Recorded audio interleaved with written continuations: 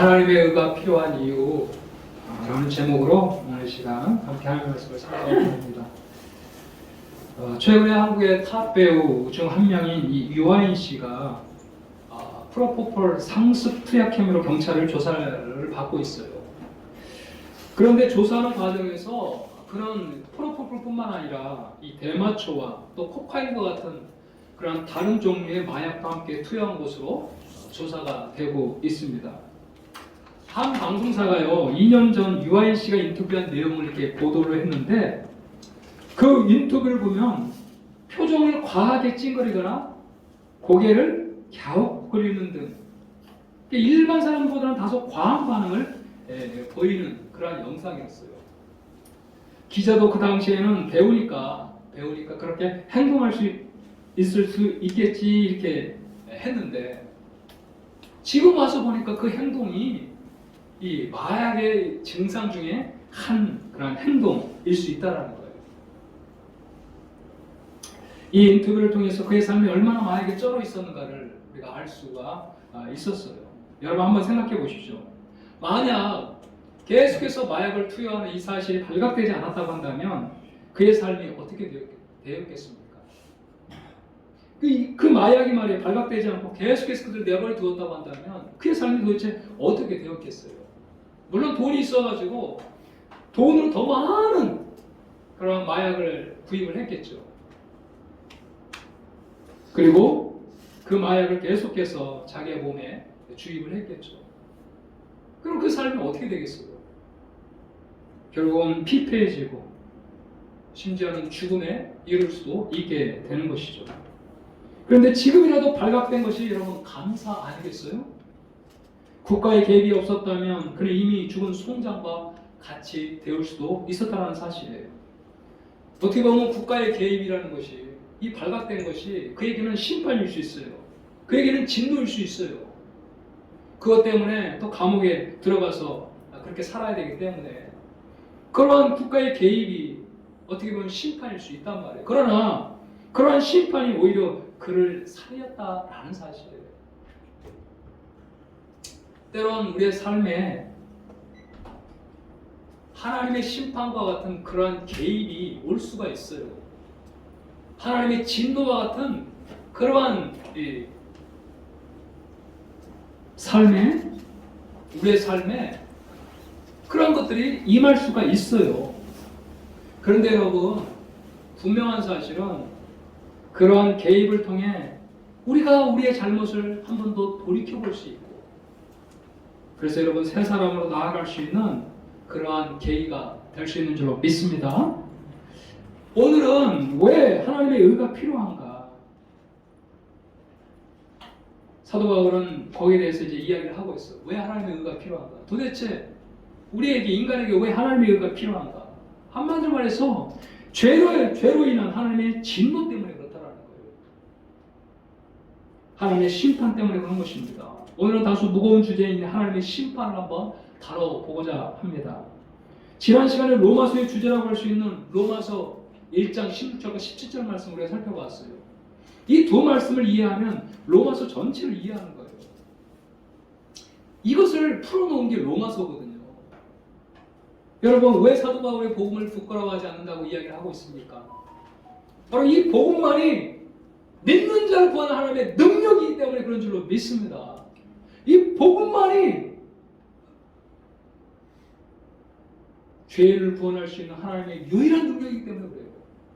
그렇다면 도대체 이 복음에는 뭐가 나타났길래 하나님의 능력이 되는 것이냐? 우리가 지난 시간에 살펴봤던 것처럼 이 복음에는 하나님의 의가 나타났어요. 의. 하나님의 온전한 의의 성품을 훼손하지 않으면서도 죄인을 의롭다 함으로 죄인을 구원할 수 있는 하나님의 의로운 행위, 바로 그것이 이 복음에 나타났다는 거예요. 그 하나님의 의가, 그것이 바로 예수 그리스도를 통해 나타난 하나님의 의인 줄로 믿습니다.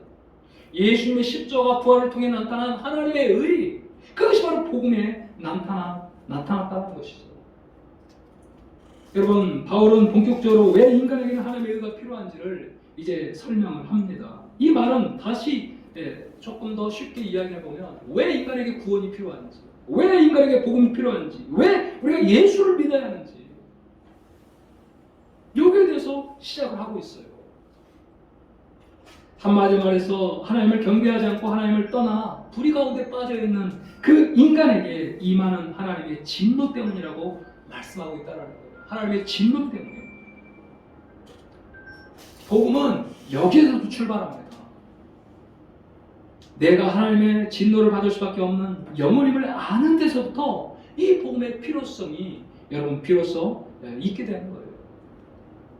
왜 우리에게 복음이 필요합니까? 왜 우리에게 예수님이 필요합니까? 바로 하나님의 진노 때문에 그렇다는 거예요.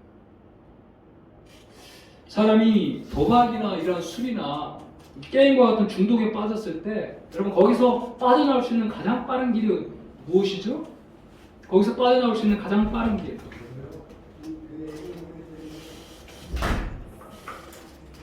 그래요.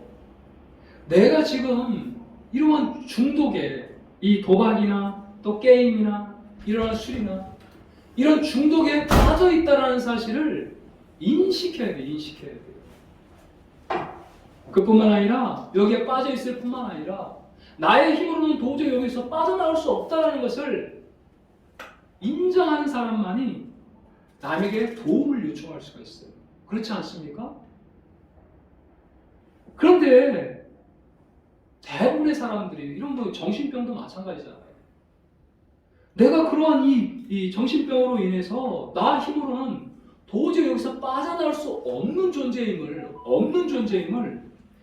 우리가 인정할 때에 거기서부터 이제 도움의 손길을 청할 수가 있게 되는 거예요.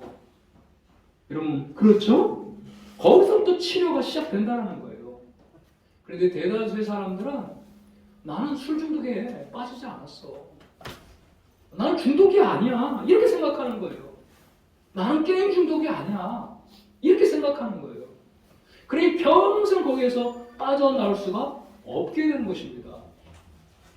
그런데 진정으로 내가 도박에 빠졌고 내가 술에 중독이 되었고 내가 게임에 중독이 되었고 내가 성에 중독이 되었고 이것을 인정할 때만이 그때만이 비로소 도움을 청하게 되어 있다는 거예요. 여러분 그렇기 때문에 사도 바울은 먼저 우리의 실상을 이야기합니다. 복음을 이야기 앞서서 왜 우리에게 복음이 필요한지, 왜 하나님의 의가 우리에게 필요한지, 우리의 실상을 바로할 때에 우리는 진짜 복음을 필요할 수밖에 없는 것이죠. 우리의 실상이 바로 하나님의 진노 안에 놓여 있다고 말씀하고 있다는 것입니다.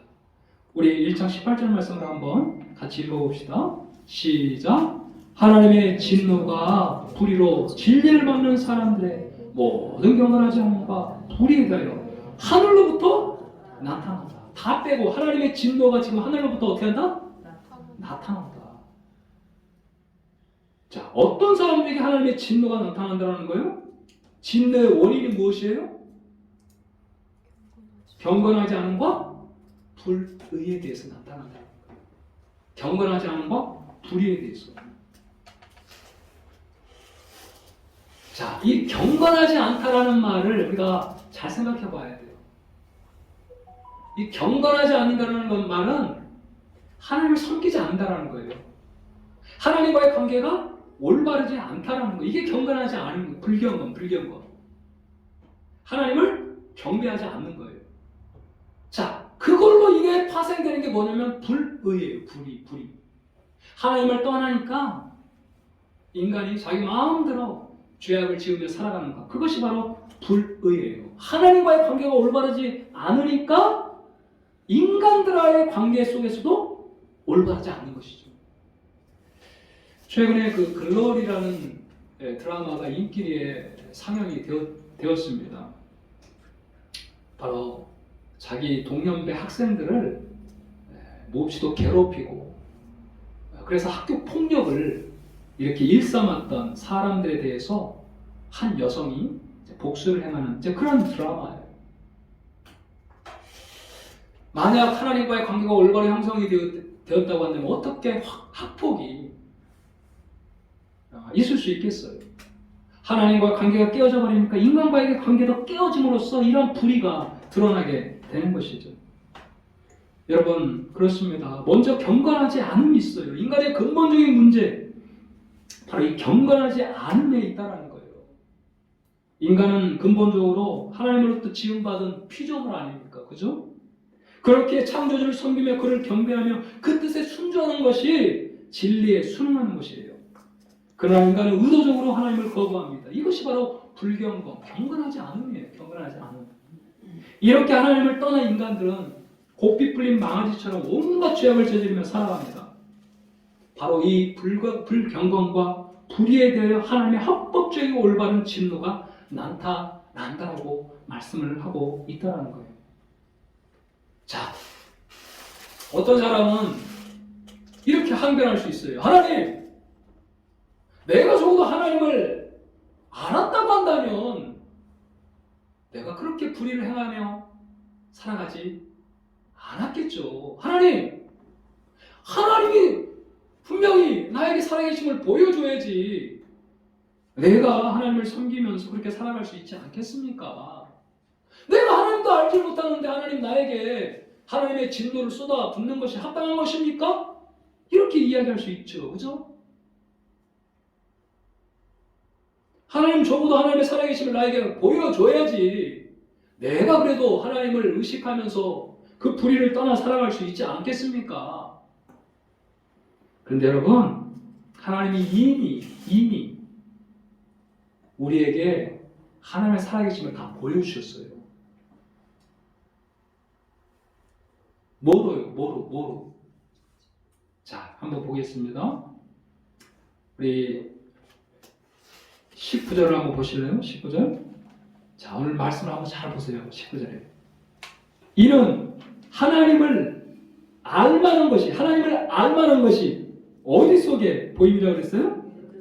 그들 속에 보임이라. 하나님께서 이를 그들에게 보이셨다. 자, 하나님을 알만한 것이 어디 속에 보였다고요? 네, 인간의 마음 속에. 자, 그들 속이라는 말은 인간의 마음 속을 말하는 거예요. 인간의 마음 속. 자, 여기 한번 전도서 3장 11절 말씀을 한번 보면 하나님이 모든 것을 지으시되 때를 따라 아름답게 하셨고 또 사람에게 무엇을 사모하는 마음을 주셨어요? 영을 사모하는 마음, 이 영원한 세계를 사모하는 마음을 주셨어요. 자, 우리 인간의 마음속에는 종교성이 있다는 거예요. 종교성. 뭐가 있다고요? 종교성이 있어요. 근본적으로. 그래가지고 아무리 이 발달한 선진국에서 사는 사람들도요, 다 점을 더 많이 칩니다.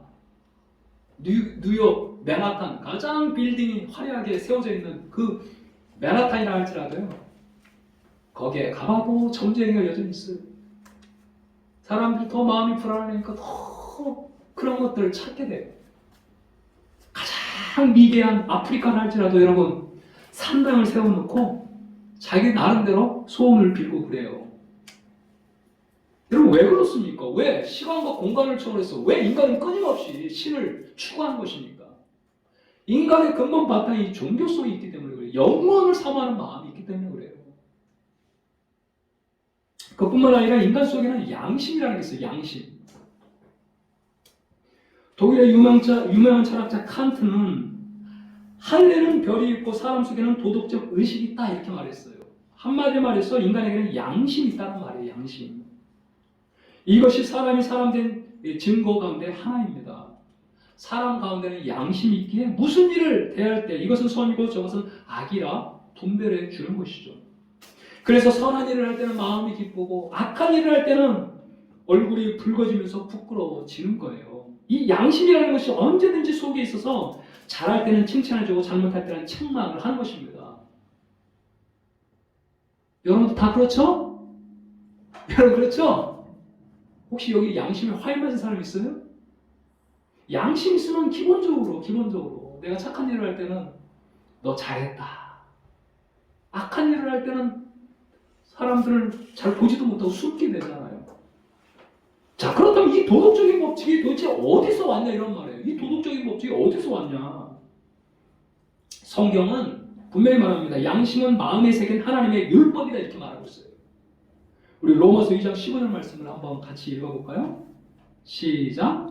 이런 이들은 그 양심이 증거가 되어 그 생각들이 서로 혹은 송사하며 혹은 변명하며 그 마음에 새긴 율법의 행위를 나타내느니라. 그 마음에 새긴 율법의 행위, 그 마음에 새긴 율법의 행위, 이게 바로 양심이에요. 양심. 하나님께서 우리가 올바른 삶을 살아갈 수 있도록 하나님의 율법을 우리 인간의 마음속에 새겨 주었다는 거예요. 그러나 안타깝게도 오늘날 양심의 화인이마다 짐승처럼 살아가는 사람들이 얼마나 많은지 몰라요. 양심이 마비된 사람이 얼마나 많은지 모릅니다. 그래서 인간이 인간을 그렇게 아주 못되게 학폭을 가해서 한 영혼의 인생을 망가뜨리기도 하고, 심지어는 모성마저도 무너지고 있는 이러한 시대에 우리가 살고 있잖아요. 여러분, 우리의 내면을 보시기 바랍니다. 우리의 내면을 보면 이렇게 여러분 종교성이 어디서 왔냔 말이에요. 어떻게 우리의 양심이 도대체 어디서 왔냔 말이에요. 반드시 이러한 대상이 있다라는 거, 그죠? 종교성이 있다라는 것은 대상이 있는 거예요. 대상이. 우리에게 식욕이 있기 때문에, 먹는 식욕이 있기 때문에 뭐가 있어요? 음식이 있어요. 음식. 만약에 음식이 없다 그런다면 우리에게 식욕이 있을까요? 없어요. 없어요. 성욕이 있는 것은 우리의 상대편이 있기 때문이에요. 남녀가 있기 때문에 그래요. 제가 그 다큐멘터리를 하나 봤는데 아주 그 인간이 닿지 못하는 심해 사는 물고기. 이 물고기는, 그러니까 거기까지는 태양이 가지 않아요. 그러니까 이 물고기는 눈이 있을까요? 없을까요? 심해 사는 물고기, 가장 밑바닥에 살고 있는 물고기, 눈이 있을까요? 없을까요? 눈에 흔적만 남아있어요. 흔적은 있는데 눈이 없어요. 이 다큐멘터리 제가 본 거예요. 왜 그렇죠? 빛을 한 번도 받지 못하기 때문에 그래요. 깜깜한 어둠 속에 늘 평생 살아가기 때문에. 그러니까 우리에게 종교성이 있다는 것은 반드시 그 대상이 있다는 거예요. 하나님이 계시다는 증거죠. 우리가 착하게 살아야 한다는 것은 하나님께서 우리의 마음속에 새겨놓으신 하나님의 그 율법이 우리 가운데 있기 때문에 그래요. 그걸 누가 새겨놓으셨단 말이에요? 하나님이. 하나님을 따라 그 양심을 우리의 마음에 새겨놓으신 거예요. 여러분, 하나님은 살아계신 줄 믿습니다. 여러분의 속을 보시기 바랍니다. 속을. 자, 그뿐만 아니라 우리의 속뿐만 아니라 또 우리 20절 한번 보세요. 20절 시작. 창세로부터 그의 보이지 아니하는 것들, 곧 그의 영원하신 능력과 신성이 그의 만드신 만물에 분명히 보여 알려졌나니 그러므로 그들이 핑계하지 못할지니라. 창세로부터 그의 보이지 아니하는 것들, 곧 그의 영원하신 능력과 신성, 하나님의 능력과 신성이 어디에 그가 만드신 만물에 분명히 보여 알려졌다는 거예요. 우리 안을 보아도 하나님의 살아계심을 느낄 뿐만 아니라 우리가 밖을, 이 우주를 보라는 거예요. 이 우주를 보면 반드시 하나님의 능력과 신성이 그가 만드신 만물에 분명히 보여 알려졌다 이렇게 말씀하고 있어요. 여러분, 이 광활한 우주를 한번 보십시오. 한치도 오차도 없이, 한치의 오차도 없이 질서정연하게 돌고 있는 이 우주를 한번 보시기 바랍니다. 중력의 법칙에 의해서 한치의 오차도 없이 태양을 중심으로 돌고 있는 행성들. 여러분, 여기에 1초만 어긋난다 할지라도 이 세상이 다 뒤엉켜버린다는 거예요. 그런데 한치의 오차도 없이 태양을 중심으로 돌고 있을 뿐만 아니라 이런 태양계와 같은 수많은 행성들이 있다는 거예요. 그걸 갤럭시라고 해요. 갤럭시. 우주의 무리들. 여러분, 그뿐만 아니라요, 이 우주뿐만 아니라 우리 눈에 보이지 않는 이 소우주가 있어요. 소우주. 분자가 있고 원자가 있고 그 원자를 중심으로 또 돌고 있는 아주 극소량의 미세 원자들도 있죠. 그런데 동일하게 한 치의 오차도 없이 그것들이 돌고 있다는 거예요. 여러분, 그것뿐만 아니라 이 동물과 식물의 이러한 조화를 한번 보십시오. 이제 봄이 되면 꽃이 피잖아요. 그래서 벌과 나비들이요, 어떻습니까? 꽃과 꽃 사이를 연결해 가요. 물론 이 벌과 나비가 자기가 먹을 걸 꿀을 갖다 채취하기 위해서 열심히 몸을 막 비빕니다. 그런데 그들이 또 다른 꽃에 이렇게 가면서 이게 수정이 돼가지고 열매를 맺어요. 놀랍지 않습니까? 여러분, 우리 인간에게는 이산화탄소가 아주 해롭잖아요. 그래서 이산화탄소를 많이 먹으면 죽잖아요. 그런데 이산화탄소를 좋아하는 것들이 있어요. 그게 뭐죠? 나무들이에요. 나무들, 식물들. 우리 인간들이 좋지 않은 이산화탄소를 다 빨아들여가지고 우리 인간들이 꼭 필요한 산소, O2를 다 배출을 해요. 여러분, 너무너무 신기한 거 아닙니까? 그래가지고 이 세상이 유지되는 거예요. 이렇게 기가 막힌 거 아닙니까? 그러니까 이 세상에는 필요 없는 게 하나도 없어요. 하나도. 여러분, 누가 이렇게 만들었을까요? 우연히 그냥 이것들이 뿅하고 완벽한 조화와 완벽한 이 질서 정연한 우주가 그냥 뿅하고 우연히 그냥 이렇게 생긴 겁니까? 우연히 그냥 나비와 꿀이 그냥 꽃 사이사이를 왔다 갔다 하면서 그렇게 수정시키고 그래서 열매가 맺고 인간이 또 먹기에 좋게끔 그렇게 나게 하시고 이런 것들이 다 우연이란 말이에요. 아니에요. 시편 10편 1절 한번 보세요. 자, 이 말씀 같이 한번 읽어봅시다. 하늘이 하나님의 영광을 선포하고 그 궁창이 그 손으로 하신 일을 나타내는도다. 하늘이 하나님의 영광을 지금도 선포하고 있어요. 하나님의 광대하심과 하나님의 그 능력과 하나님의 그 신성을 이 자연 만물이 드러내고 있단 말이에요. 여러분, 이처럼 우리의 내면을 볼 때, 또 이 세상을 볼 때 우리는 하나님의 살아계심을 인정하지 않고는 설명할 수가 없어요. 설명할 수가. 그런데 인간이 저지른 가장 큰 죄가 여러분 무엇이에요? 왜 인간이 하나님의 진노를 받아 마땅합니까? 이렇게 하나님을 알면서도 의도적으로 하나님을 섬기지 않고 하나님 대신 우상을 섬기기 때문이라는 거예요. 자기를 위해 하나님 대신 다른 우상을 숭배하는 것입니다. 여러분 한번 보세요. 21절에. 자, 거기다 한번 밑줄 한번 그어봤으면 좋겠어요. 21절. 하나님을 어떻게 해요? 알아요. 우리 안에 종교성을 보면 하나님이 계시다는 걸 알잖아요. 하나님을 아는데 어떻게 해요? 그러면 하나님을 영화롭게 하고 그 하나님께 감사하면서 그렇게 살아가야 되잖아요. 그죠? 그런데 오히려 어떻게 해요? 그 생각이 21절 한번 같이 읽어봅시다. 시작. 하나님을 알되 하나님을 영화롭게도 아니하며 감사하지도 아니하고 오히려 그 생각이 허망하여지며 미련한 마음이 어두워졌나니 스스로 지혜 있다나 어리석게 되어 썩어지지 않는 하나님의 영광을 썩어질 사람과 새와 짐승과 기어다니는 동물 모양의 우상으로 바꾸어 버렸어요.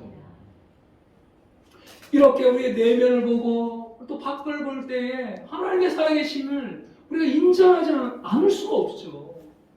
이 광활한 우주를 보면서 한치의 오차도 없이 정확하게 운행하는 이 우주를 보면서 어떻게 우연이라고 이야기할 수 있겠어요? 완벽한 조화 속에 움직이는 이 지구를 보면서 어떻게 우연이라고 이야기할 수 있겠어요?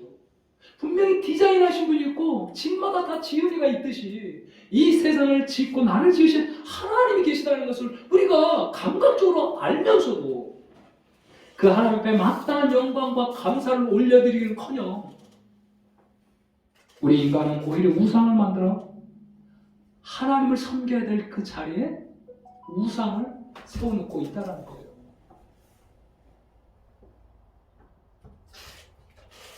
이걸 조금 어떻게 보면 주인의 입장에서 보면 얼마나 안타까우며, 그죠?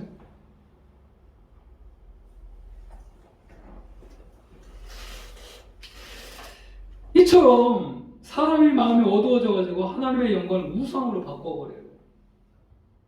이 우상이라는 것은 결국은 자기를 위해서 세우는 거 아닙니까?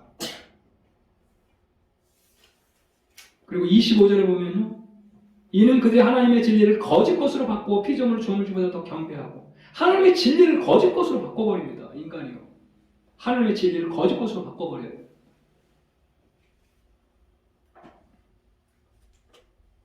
그뿐만 아니죠. 26절과 27절을 보세요. 이 동성애를 우리가 볼 수가 있는데, 이 때문에 하나님께서 그들을 부끄러운 욕심에 내버려 두셨으니 곧 그들의 여자들도 순리대로 쓸 것을 받고 영리로 써버리죠. 순리대로 쓸 것을 받고 영리로 쓰고, 그와 같이 남자들도 순리대로 여자 쓰기를 버리고 서로 향하여 음욕이 불릴 듯하며 남자가 남자와 더불어 부끄러운 일을 행하여 그들의 그릇 때문에 상당한 보응을 그들 자신이 받았느니라. 여러분, 순리는 뭐죠? 순리는 남녀가 만나서 서로 사랑을 해서 번성하고 생육하고 번성하는 것이 순리잖아요. 여러분, 순리입니까? 아닙니까? 남녀가 만나 결혼해가지고 생육하고 번성하는 것이 순리예요? 아니에요? 순리잖아요. 그런데 인간은 의도적으로 하나님을 거부하고 오히려 하나님의 진리를 거짓 것으로 바꿀 뿐만 아니라 이러한 순리를 갖다가 영리로 바꿔버려가지고 이 동성애와 같은 그러한 일들을 하나님을 거스려 행하고 있다는 거예요.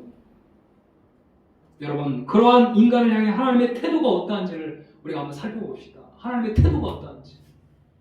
이 정도 되면 여러분 어떻게 됩니까? 24절, 26절, 28절 한번 보세요. 여기 한번 보시면 어떻게 해요? 하나님께서 그들의 마음의 정욕대로 더러움에 내어버려 두고, 26절에서도 그들을 부끄러운 욕심에 내버려 두셨어요. 그리고 28절에서도 또한 그들의 마음에 하나님 되기를 싫어하며 하나님 그들을 그 상실한 마음대로 내버려 두셔요. 여러분, 하나님께서 내버려 두시니까 어떻게 됩니까? 우리의 자녀들이 끝내 부모를 이겨먹으려고 하는 자녀가 있어요. 그죠? 끝까지 고집 피우고 이렇게 부모의 말을 듣지 않는 자녀가 있어요. 그때 부모들이 하는 말이 뭐라 그러죠? 그래, 그럼 네 원대로 한번 해봐. 네 마음대로 한번 해. 여러분, 이게 가장 무서운 말인 줄 믿습니다. 네 마음대로 해.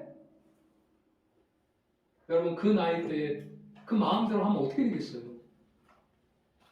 온갖 불량식도 다 먹고 어렸을 때도 몸이 망가져서 여러분 성장하게 되면 어떻게 원대로 생육을 할 수 있겠습니까?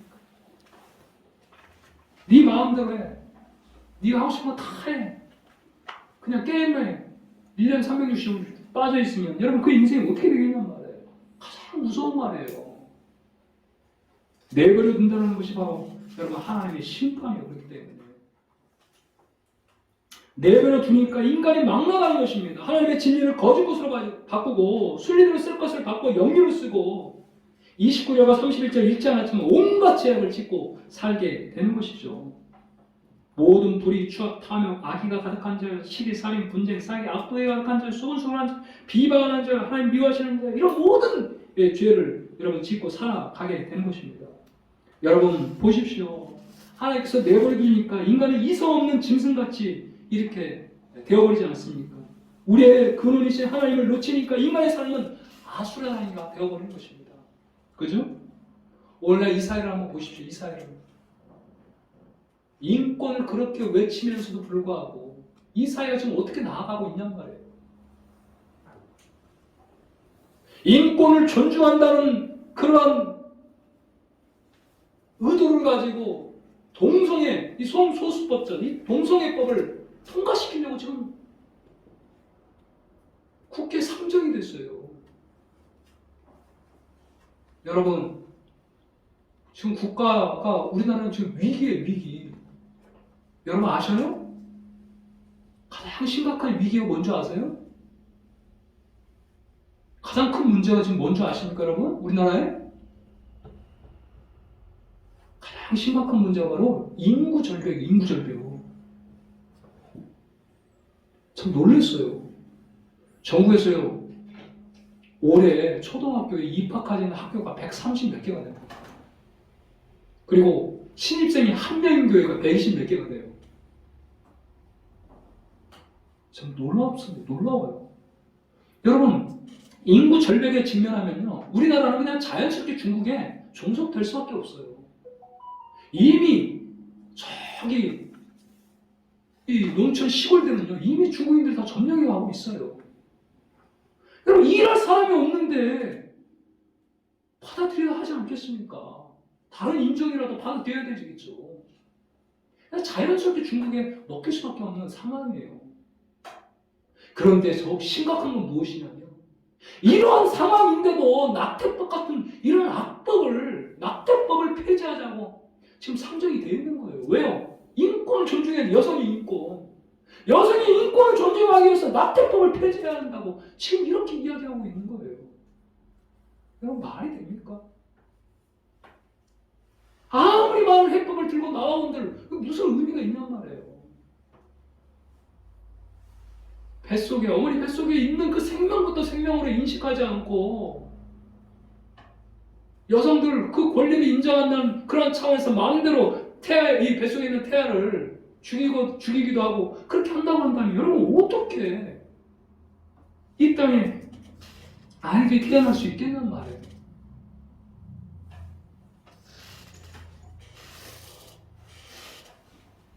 인간이 하나님을 인정하지 않는 이 인간을 내어버려 두시니까 인간이 이제 막 나가는 거예요. 여러분, 그 끝은 결국은 사망입니다. 결국은 멸망하는 거예요. 사랑하는 여러분, 우리가 하나님의 진노를 생각할 때 정말 놓치지 말아야 할 것이 있어요. 하나님이 진노한다는 것은 그분이 우리의 주인인 줄로 믿습니다. 여러분, 진정한 창조주만이 진정으로 진노할 수 있어요. 심판할 수 있다는 거예요. 하나님의 진노가 임한다는 것은 그분이 바로 우리의 참 주인이라는 사실을 여러분, 우리는 기억해야 한다는 거예요. 내 인생의 주인이 내가 아닙니다. 여러분, 명심할 수 있길 바라요. 내 인생의 참 주인이 내가 아니라는 사실이에요. 내 인생의 진정한 주인이 있다는 거예요. 내 인생에 개입할 수 있는 분, 그분이 바로 나의 삶의 진정한 창조주 주인이라는 거예요. 여러분, 하나님의 진노 앞에 서 있는 우리 인간, 내가 주인이 아니에요. 여러분, 우리는 내가 주인이라고 착각하며 살아가고 있어요. 내 인생은 나의 것, 내 인생은 나의 것 하면서 내 인생이 나의 것인 줄 알고 착각하며 그렇게 살아가고 있는 거예요. 그러나 여러분, 절대 내 인생의 주인은 내가 아닙니다. 내 인생의 주인은 하나님이신 줄로 믿습니다. 그래서 여러분, 하나님 대신에 우상을 만들어 우리의 만족을 채우려 하는 것들을 오늘 이 시간 한번 돌아볼 수 있기를 바랍니다. 여러분, 우리가 하나님 대신에 우상을 섬기면 반드시 그 끝은 허무예요, 허무. 하나님 우리의 마음 중심에 계시지 않는다면 모든 것이 여러분 헛된 것이죠. 우리가 원하는 것을 얻는다 할지라도 만족함이 없어요. 더 가지려고 하죠. 100만 원 얻으면 1000만 원 얻고 싶고, 1000만 원 얻으면 1억을 얻고 싶고, 1억을 얻으면 수억을 또 얻고 싶은 거예요. 그래서 끝이 없어요, 끝이. 하나님 외에 우리에게 진정한 만족을 줄 수 있는 분은 없다는 사실을 여러분 기억할 수 있기를 바랍니다. 사랑하는 여러분, 여러분은 어떤 하나님을 섬기고 계십니까?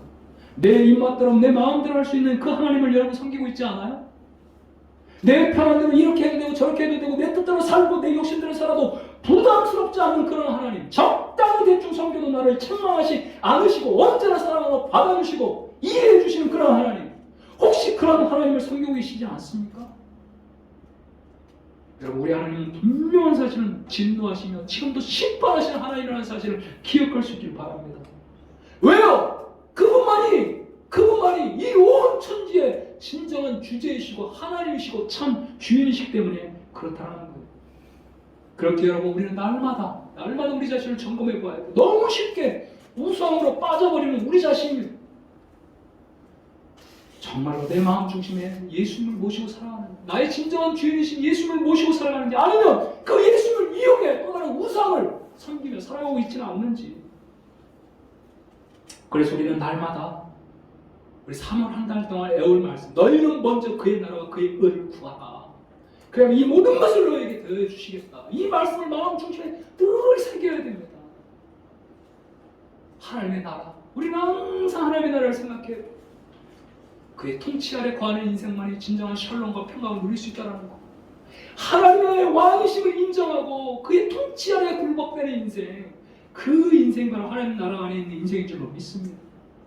그리고 그의 의를 구하는 거예요. 날마다 하나님과의 관계, 하나님과의 관계가 친밀하면 친밀할수록 사람과의 관계도 친밀해지는 줄로 믿습니다. 그래서 그의 의를 구해야 되는 거예요. 그의 의를 추구해야 됩니다. 여러분, 마지막으로 여러분에게 질문합니다. 오늘 우리는 하나님의 진노에 대해서 들었어요. 여러분들은 이 불편한 진실을 들으면서 여러분의 마음에 어떤 반응이 일어납니까? 내 인생의 진정한 주인이 하나님을 알고 내 안에 있는 우상을 진정으로 회개하고 하나님 앞에 돌아갈 때, 여러분, 하나님 우리에게 놀라운 새로운 인생을, 새로운 삶을 주님께서 허락해 주실 줄 믿습니다. 여러분, 그렇기 때문에 하나님의 진노는 하나님의 어떤 분인가를 우리에게 알게 할 뿐만 아니라 우리를 하여금 진정한 회개에 이르게 하고, 그래서 우리의 진정한 창조주를 만날 수 있는 그런 놀라운 계기가 되는 것입니다. 하나님의 진노마저도 우리를 향한 하나님의 사랑이라는 것을 우리는 알게 된다는 거예요. 사랑하는 여러분, 여전히 내가 내 삶의 주인 된 삶을 살아가고 있다면 오늘 이 시간 우리 하나님 앞에 무릎 꿇읍시다. 나의 진정한 주인이 하나님이라고, 나를 지으시고 만드신 하나님이 나의 참다운 주인임을 고백하고, 그렇게 내 삶이 하나님 앞에 나아갈 때, 하나님 중심으로 나아갈 때, 분명한 사실 하나님은 거기서부터 우리의 삶을 회복하시고 새롭게 하실 줄로 믿습니다. 참으로 하나님을 하나님으로 인정하고 하나님을 참 나의 주인으로 경배하고 진정한 복을 받아 누리며 살아가는 저 여러분이 되길 간절히 축복합니다. 아멘. 우리 오늘 시간에